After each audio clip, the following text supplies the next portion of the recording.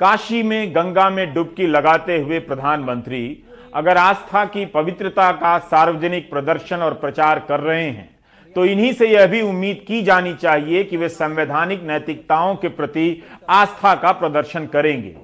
मतलब धर्म का नाम लेकर आप संवैधानिक नैतिकताओं की जवाबदेही से नहीं बच सकते। प्रधानमंत्री जी, गंगा जी से ही पूछ लीजिए कि थार जीप अजय मिश्रा के नाम से रजिस्टर्ड है या नहीं।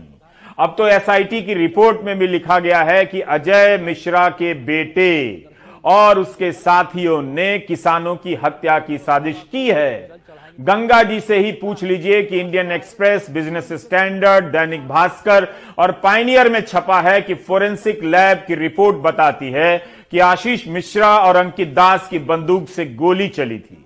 गंगा की सौगंध का मतलब ही पवित्रता और नैतिकता से होता है, पाप के नाश से होता है। 55 कैमरों से प्रसारित इन दृश्यों के बीच प्रधानमंत्री से एक सवाल तो बनता ही है कि लखीमपुर खीरी में जब जीप से कुचलकर किसानों की हत्या की गई, बीजेपी के 2 कार्यकर्ताओं की हत्या की गई, एक पत्रकार की हत्या की गई, तब क्या उन्होंने अपने मंत्री अजय मिश्रा से पूछा था?